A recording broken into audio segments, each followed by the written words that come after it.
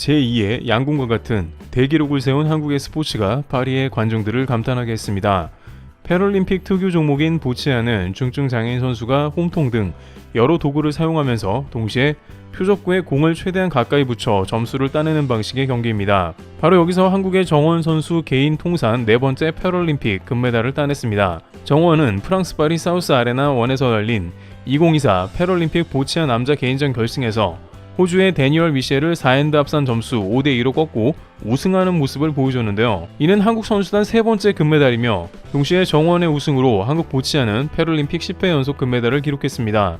10회 연속 한 종목 금메달은 대한민국 올림픽 간판 양궁과 비슷한 전대 미문의 기록입니다. 올림픽에서는 보치아를 볼 수 없는데 이는 뇌성마비 장애인을 위해 고안된 스포츠이기 때문이죠. 또한 경기에 매우 특이한 규칙이 있습니다. 파트너인 비장애인의 역할이 중요한 것인데요. 장애인 선수가 지시하면 홈통 방향을 비롯해서 공의 위치 등 하나부터 10까지 대신해줍니다. 선수들의 손과 발이 되는 셈인데 가장 중요한 것은 절대 뒤를 돌아보면 안 된다는 규칙이 있습니다. 뒤를 보는 순간 장애인 대신 이를 판단해서 경기를 도와줄 가능성이 있어 감점이 되기 때문이죠. 아마추어 경기에서는 이런 실수가 잦아 감점이 되는 등 참을성까지 겸비되고 호흡이 매우 중요합니다. 결승까지 뒤를 보는 유혹을 견뎌내야만 금메달을 따낼 수 있는 이색적인 스포츠이기도 합니다. 이처럼 장애인과 비장애인의 소통이 매우 중요하며 이것을 통해서 금메달을 거머쥔 것입니다. 한국의 보치아 간판 선수이자 세계 랭킹 1위인 정원은 올림픽 3연속 금메달을 따낸 것이죠. 어린 시절 낙상사고로 인해서 뇌병변 장애를 입은 정원 선수는 이번 파리 패럴림픽 금메달을 포함 총 패럴림픽에서만 7개의 메달을 따냈으며 금메달 4개를 포함해 한국에서는 전설과 같은 선수입니다. 세계 랭킹 1위이지만 정원 선수는 작년에 여러 번 성과가 나오지 않아 이제 여기까지인가 보다 생각했고 보치아를 내려놓을 생각을 자주 했으나 코치와 함께 다양한 연구를 통해서 경기력을 올렸다고 말하고 있습니다. 실제 이번 경기에서 사격 선수 안경을 쓰고 연습하는 등 다양한 시도를 통해 경기력을 올린 모습이었습니다. 임광택 코치는 이에 대해서 보치아는 더 많은 정교한 연습과 도구를 도입하는 등 연구가 필요하다면서 정원 선수는 수중 운동을 통해서 근육 운동도 하며 관절의 쓰임 범위를 늘리는 모습도 보였다 하면서 이러한 다양한 운동까지 더해서 이번 보치아 금메달을 따낸 게 아니냐며 자랑스러운 모습을 보였습니다.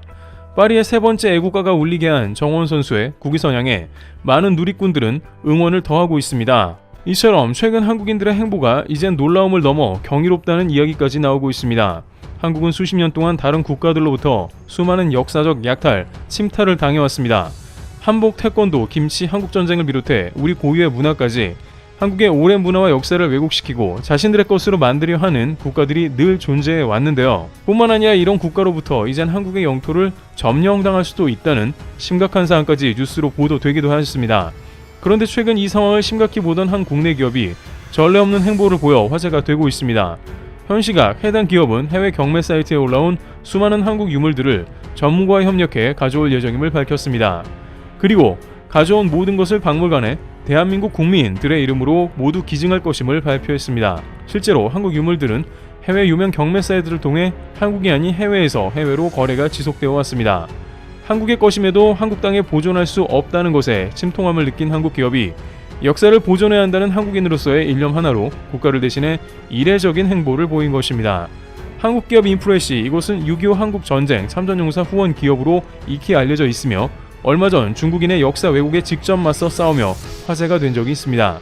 중국은 한국전쟁 당시 한국을 위해 싸웠던 참전국. 오랜 시간 참전용사 후원을 이용한 기업은 이 발언에 분노를 참지 못했고 중국 14억 인구가 한국에 와도 역사는 바뀌지 않는다라는 공식적인 사이다 피드백을 올려 많은 한국인들에게 통쾌함을 선사했는데요. 그리고 오랜 고민의 결과로 더 이상의 왜곡과 침탈을 방지하기 위해 한국의 유물을 들여온다는 실질적인 방법을 강구해낸 것입니다. 현재 한국전쟁 당시의 태극기, 전쟁 당시 군목, 조선시대 고려시대의 유물 등 수많은 한국인의 산증물들이 해외에 있으며 이 모든 유물들을 인프레시가 전문가와 함께 검토 중에 있고 검증된 즉시 한국인들의 이름으로 들여오고 기증할 예정이라고 합니다. 실제 인프레시는 기업 명예인 한국인들의 이름으로 국내를 비롯한 세계 참전용사들에게 후원하고 있습니다. 처참한 환경에 거주하는 참전용사를 위해 주거 개선, 전자제품, 식비 등을 지원하고 있고 국내를 넘어 필리핀, 태국, 에티오피아까지 찾아가 한국전쟁 참전의 은혜를 갚아 나가고 있습니다. 이렇듯 수년간 밟아온 후원 행보가 있었기에 이 프로젝트가 더욱 기대가 되는 상황인데요. 그리고 최근 인프레시는 한국의 특별한 태극기를 공개했습니다.